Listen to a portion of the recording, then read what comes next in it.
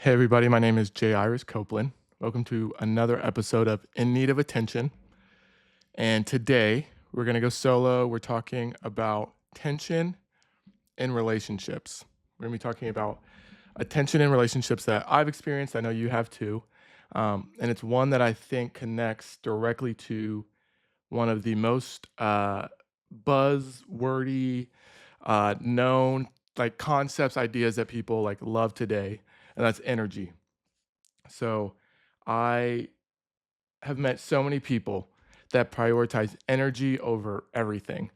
Before I married my wife, I'd go on dates and all these girls would be like, yeah, it's just the energy. Or it was cited all the time. It was like, oh, just the energy is this or the energy is that. And while there's truth to that, I think energy has a proper place in relationships that isn't the deciding factor in one ending or starting, but it has a huge role in the way that it interacts within a relationship. And so today I want to talk about energy in relation to family, spouses, girlfriends, boyfriends too, friends, coworkers, bosses, because attention I have experienced, I've seen the most, is that I have the best of intentions and they're all wrong. At least that's how I feel most of the time. I feel like I'm coming at it the right way. I'm interacting with them in a respectful way, in a way that is considerate, and they don't see it that way. And I think there's a dynamic happening in that transfer of energy, in that interaction, in the words we use, the way we talk, the actions we take, that I think can be viewed or considered under this kind of umbrella that I'm going to talk about today. And so I think everyone can identify people in their life that just suck the energy out of them. The people who you just hate being around, the kind of person who you see him on the street and you go, should I turn around or keep going and act like I'm really, really busy? It's the friend you used to be really close with, and they broke up with that person, and that's like all they talk about now. It's the family member who, on holidays, on whatever, you have a safe word with your wife or husband or girlfriend and boyfriend and say, they start talking to you about this. If you get uncomfortable, whatever, just say this, do this, and I'll rescue you, or we can leave, or we can do that sort of thing. And the way I would categorize this person is they are an eater, right? We all know an eater, right? The next time you see him, you should tell him, "Hey, bro, you're an eater," right? And it's kind of tongue in cheek, but the real thing is they're an energy eater when you get around them. There's someone who, when they get around, they consume the room. They consume the room, and not in a way where they're taking the energy there, they're metabolizing it, they're considering it, and then they're giving something back. They're eating it, and there's nothing reciprocal about it. And as you interact with them, as you talk to them, you start to realize, hey, I'm the only person giving anything here. I'm the only person who's communicating any sense of value in this relationship. And because of that, I don't really want it to continue. I don't really want this to be a relationship that I'm in all the time. And if you find yourself being in a position when you have people like that, you need to ask a couple questions before you just write them off or you discard of them or you judge them, I would say, even. And that's, why are they eating energy? Why are they an eater right now, right? Because you were in a relationship with them in some form or fashion because they weren't always like that. They weren't always someone who only consumed the energy of people around them, but they gave back. It was reciprocal. There was something of value there that you could identify and appreciate within that relationship. And I would say more times than not, if someone is an energy eater, it's because they are deficient. They're starving. They have some version of lack in their life that is causing them to become an abyss, a black hole, where hope goes to die, conversations go to get awkward, and relationships go to grow apart. And I know for me, I've absolutely been a relational eater, not just in my past, but even in the not so distant past and present and that sort of thing. I transitioned jobs in That would have been July, late July. And for the 4 weeks that followed, it's probably longer than that if you ask the people that love me, I was the worst. I was insufferable, like glued to the floor, upset. And I was glued to the floor not because I wasn't quote unquote working or in a job. I was glued to the floor because it meant something more to me than just tasks I did every day, a building I showed up to. But it was completely integrated to my social circles. It was completely integrated to my spiritual life. It was completely integrated into my family ultimately. And as I went through that, I was even able to identify with hindsight ways that I contributed to that end by being an energy eater. Me and my boss had a rough relationship. I know I've mentioned that before, and I'll talk about it different instances, but I can guarantee when we had one on ones, when we were in meetings, all those sorts of things, he was going, man, I don't know what version of Jairus I'm going to get today. And I'm really, really scared it's the eater version. It's the one who is not happy. Everyone knows he's not happy and is gonna consume and take all the energy, and there's nothing that will satisfy him.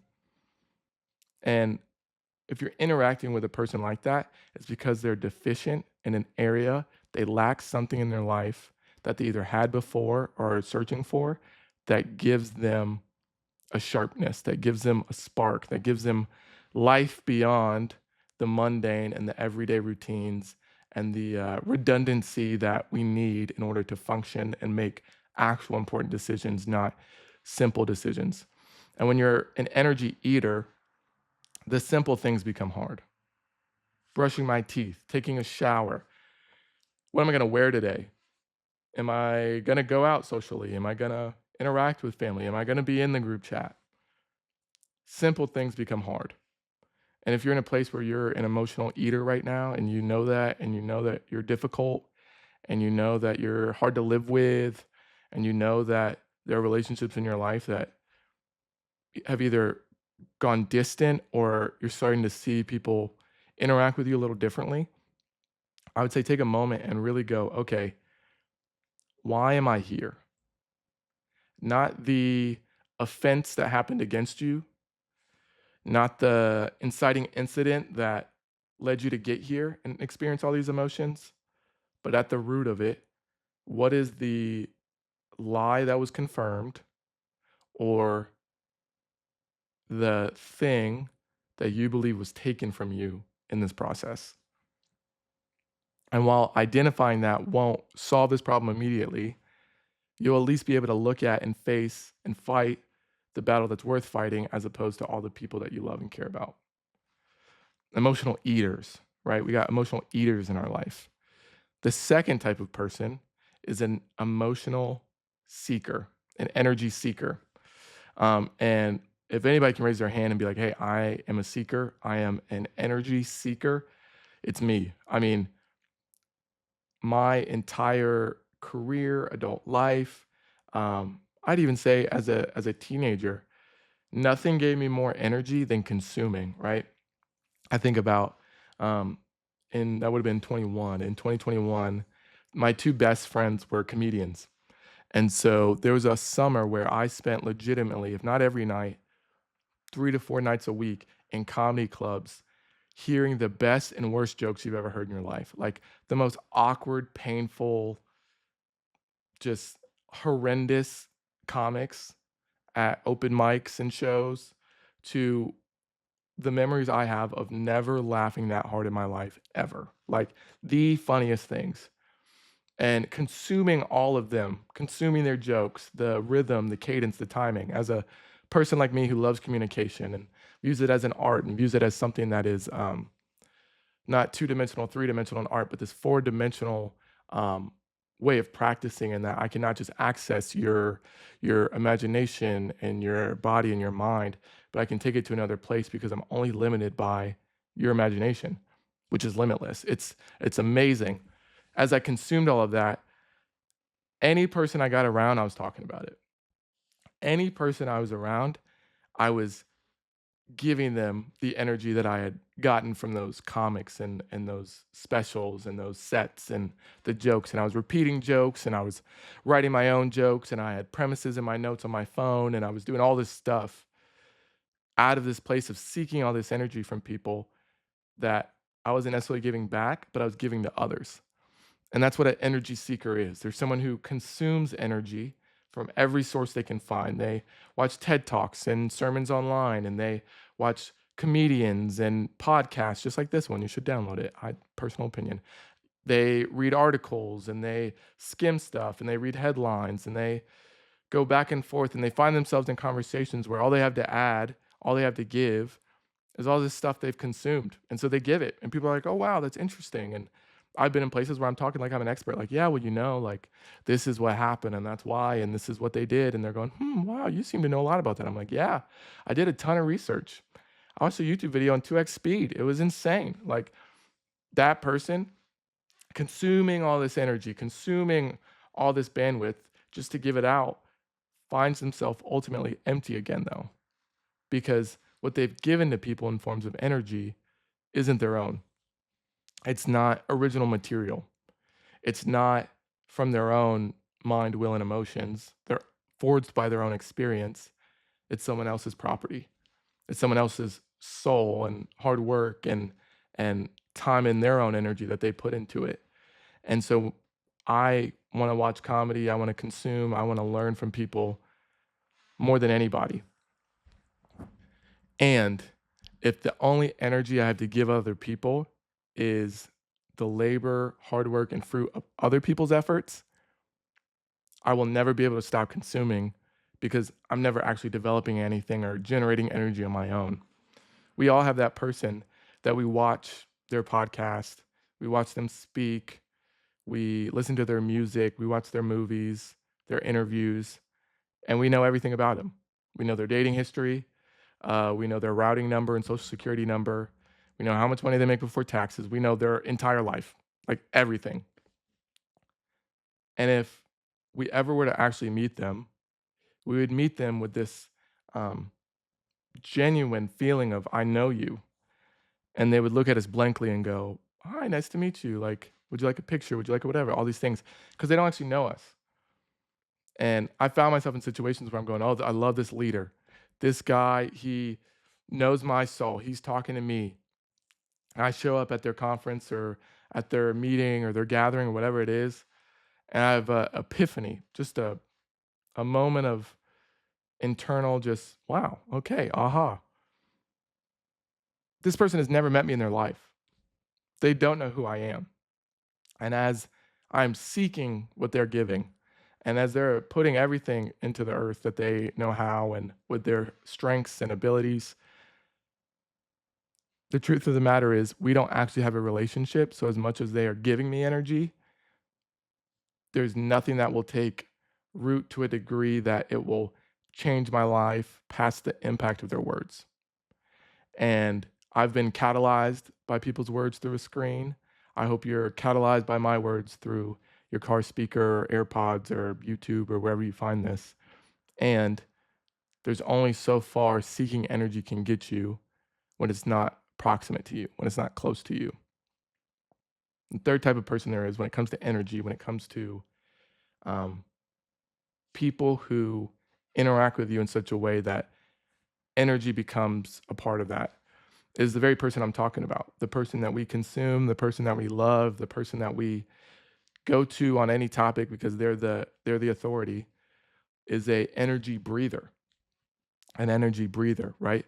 It's this idea that someone out of their own weight and mass and presence and experience and wisdom, just their breathing, just their words can stir up enough kinetic energy within us to make us go, I want to be around that person. I need to make a change.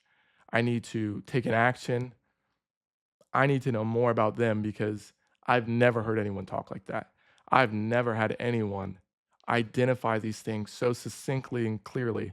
I've never heard a song that made me cry or be moved that emotionally. I have to know more about them. And the most impactful energy breathers are the ones around you. And so, as you take inventory of your life and you take inventory of the people around you, you need to be able to identify where in literal physical proximity is the closest breather in my life. Where is the closest person to me that breathes life into me? And if that person is over 100 miles away from you, you don't have anyone breathing into your life. You don't have a mentor, you don't have someone who's present, you don't have someone close to you that has enough relationship with you that they can frequently breathe life into you. And I would encourage you, I've had people in my life you'll hear from. My old boss, Kirk, creative mentor I had, his name's Craig. I'll definitely talk to him at some point on this, who they were most impactful to me because not only did they know who I was, but they were able to speak life into me. They were they were able to breathe into the projects I was working on and support me and give me wisdom of, hey, maybe don't do it that way, or hey, how can I help? What do you need? Emotional support, professional support, relational support. You name it, they've done it. And those people forged and shaped me and helped me grow and mature way more than anyone I've listened to on YouTube, way more than anyone's pod I've listened to. And as I continue to consume and I continue to grow and hear concepts and ideas and thought provoke thought provoking uh, messages and concepts, I don't email that person and go, "Wow, that was moving," or whatever. I take that and I go to the people around me that breathe into me and I go, "Hey, I heard it put this way.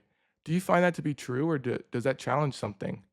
And how do you see that either in me, or is the way I'm viewing this right, wrong, indifferent, whatever?" And those conversations are the conversations that make me go, "This is a relationship I want to keep going."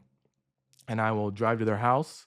I will watch their dog. I'll watch their kid. I'll do whatever it takes to maintain proximity to these guys, to these people, to these leaders in my life because they breathe into me. And so, as I identify people in my life, I got some real eaters in my life. Their contact in my phone could be their name, the eater, right? Friendships, family members that I look to avoid, that I don't want to be around. I've been a seeker, and I totally know seekers in my life who consume stuff and then they give it to everybody, but they have nothing really of their own. And then breathers, people who just absolutely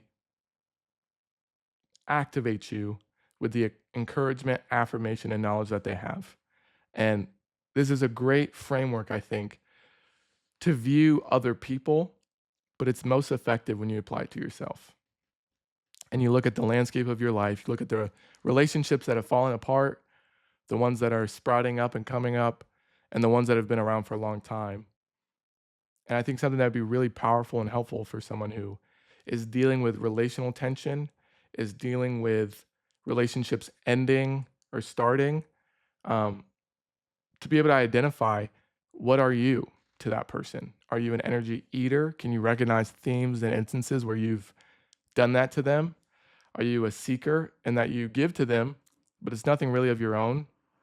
Or are you a breather?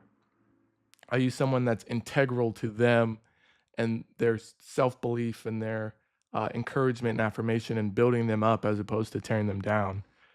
And I think the reality too is we fluctuate. We go back and forth based on what's going on in our lives. If you're an eater right now, it's not because that's who you are, although it might be, and you should totally change that. But it's because something's going on. It's because you're deficient. It's because you're lacking. It's because relationally you're stuck. Relationally you're empty. And I know in my life, me and my wife, in our relationship, we've had several instances where one of us was an eater to the other person in terms of energy. One of us was just down in a dump, in a hole, in a black hole. And as the other one looks over the edge, we're going, man, that's deep. And man, I don't want to get stuck in there. And because you're my actual wife, my husband, I'm willing to get down in that place with you, sit with you. But at a certain point, I have to let you know that as we feel these feelings, as we acknowledge these emotions, as we deal with the ramifications and consequences of our and other people's actions, we can't stay here, right? This incident and thing that happened in our past is only hindsight at this point. And so if we're continually looking back, there's no way we can move forward. And so we have to allow the hindsight of this thing that's behind us to inform our foresight, what's in front of us. And I love you.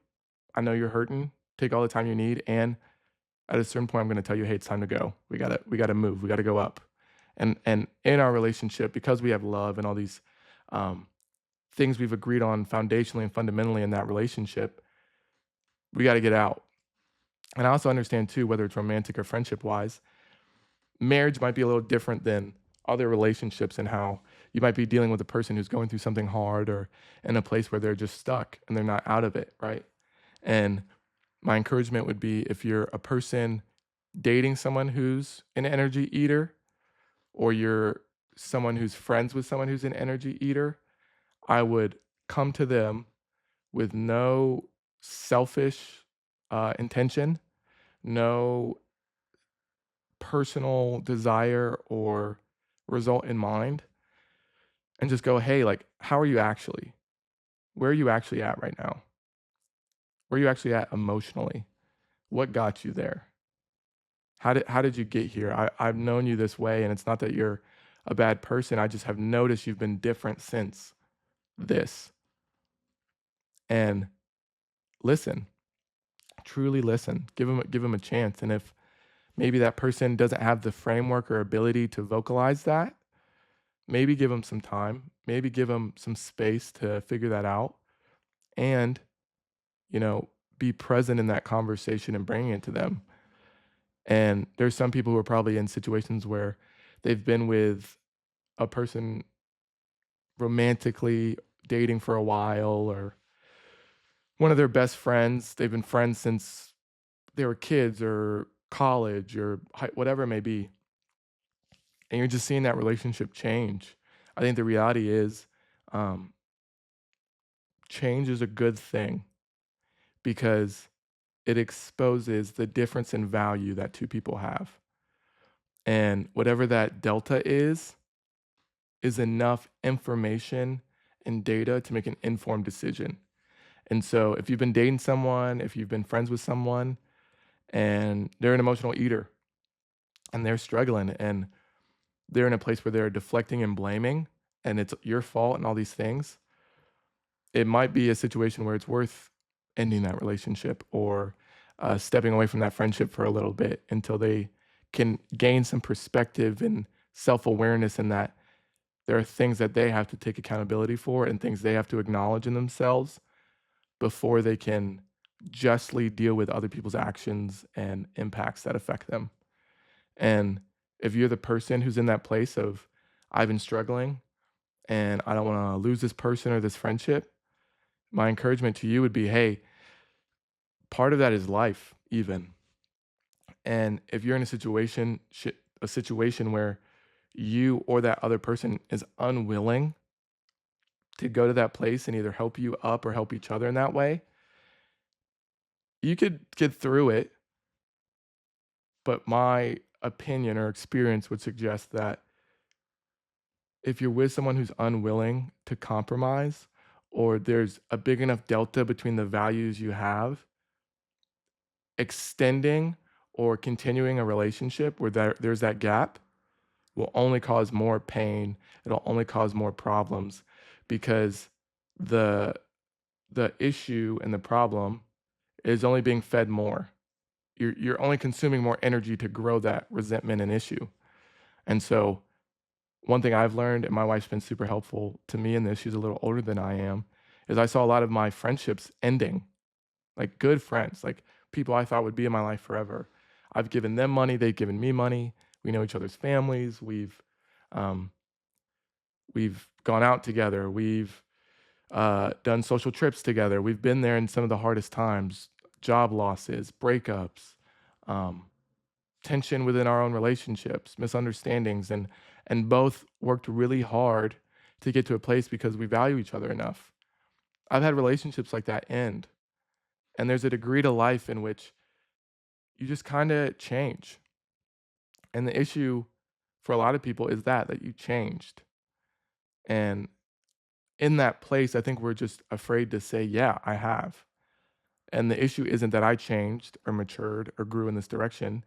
It's that you didn't, right? You were unwilling to continue because it was hard. And so if you're in a place where you've been growing, maturing, changing because of hard things, intentions in your life, someone who has an issue with that or resents that, it's a telltale sign that they're not someone who can continue on the path that you have. They're a good acquaintance, you have great memories, it's amazing to catch up and have reunions. They aren't someone who's gonna breathe on what you're doing, there's someone that's gonna eat it, and you need to move on past them. And if you're able to identify people that you seek energy for and then give to, consider, how can I breathe on them? What are ways or things that I could give this person that not only would give them more life and encouragement, but would be helpful in this context? I was in my old job for over 5 years. I worked at this church here in Cincinnati, Ohio. It's a pretty large place, and so interacting with my bosses or bosses' bosses was very few and far between. And for them, when you're at that level of leadership, there's a thing just where the majority of what you deal with is problems, right? It's not peace, it's problems. And most of the time those problems are people, right? It's people, their problems, and the problems that people are, right? And I just made a commitment to myself of, when I interact with them, how can I best serve them? What is the thing that bothers them the most? How do they show that they're just swamped, overwhelmed, being eaten from? Is it that they are have no window, so there's like no sunshine in their office, right? Or they like candy, and so they have this bowl, but it's always empty. Well, how can I correct that? And so I noticed one of my leaders, he liked to laugh and tell jokes and connect with people in a way where we had a similar enough humor. And so I made the commitment of, hey, when I see him, if I present him with a problem, I'm going to present it with a solution as well. And so before I come with a problem, let's at least have a solution that he can iterate off of, because he's the leader, right? He might have a better idea. He probably will have a better idea. But let's give him a starting place so it doesn't feel overwhelming, right? And then if it's not a problem I'm bringing to him, how can I bring him laughs and humanity, right? A human interaction to where it's not just problems and difficult and can you fund my department and my project and the politics of things or anything like that. It's, hey man, how you doing? Hey, I saw this, it's pretty funny. Hey, I heard this joke. And more times than not, I saw that come around in where he would do the same for me. He would tell me jokes, he would give me stuff. Or when he saw me coming, he would smile. He'd say, "Hey," in the hallway, he'd stop and whatever. And it wasn't that I was trying to like kiss his ass or brown nose or do whatever to get like close to him and whatever. I genuinely wanted him to experience more peace and have a moment of like respite within the day, a moment of just genuine like, yeah, and then being able to move on. And so instead of being a problem, an eater from him, I was trying to breathe on him even as someone who was a subordinate to him. I had no authority in his life whatsoever unless he chose to give it to me. And in the moments that he chose to interact with me and listen to me and take my feedback and take my notes, I tried to breathe on him just a little bit with that. And I also think in that, it connects right to the next thing of, how can you breathe on people more? How can you become someone who, whether it's someone younger than you, a boss of yours and leading up, or a peer, breathe into them? I got a buddy, my friend Nick. We meet once a month now. It used to be every 2 weeks. And we just catch up and we talk. And we meet at coffee shops because I guess it's just like what white people like to do. So that's what we do. I prefer not to, but we do. And we go to whatever coffee shop he wants to go to. I don't order anything. I make sure he does so that they don't kick us out and I can use the bathroom. And we just talk and we breathe on each other. He has 30 minutes and he vents. And sometimes he comes and says, "Hey man, I messed up big, made a huge mistake with my wife. Hey, I just had a kid and I'm struggling with this. Hey, work is just insane." And then the next 30 minutes I talk. He goes, "Okay, what's up with you?" I go, "Hey, you have permission? Ask me any question you want." And he can ask me about Areas in my life I don't want to talk to anybody about, you can ask me about my job and my career and how that's going. You can ask me about my marriage, how golf is going, how are my hobbies, what do I do for fun? And more times than not, both of us leave filled up. Both of us leave feeling breathed on because we have a reciprocal relationship where, yes, we're peers and we come into that place sometimes eating energy or seeking energy, right? But more times than not, we're trying to breathe on each other for the purpose of, hey, you're a good dude and you're trying. You're trying to be better. You know there's more for yourself. And so I hold you accountable to that too. But hey, man, if anybody can resonate with what you're going through, it's me. And so identify who you can breathe on and who breathes on you. And as we talk more about relational tensions, the aspects of it, I want you to know that whether you're an eater, a breather, a seeker, any of the three, all the three, whatever, all of these things cost energy. All of these things inevitably lead to tension, and resolving these things, acknowledging these things, will solve tension too. And that's what I got today. Hope that helps you. Hope that encourages you. Talk to you guys next time. See you next time on In Need of Attention.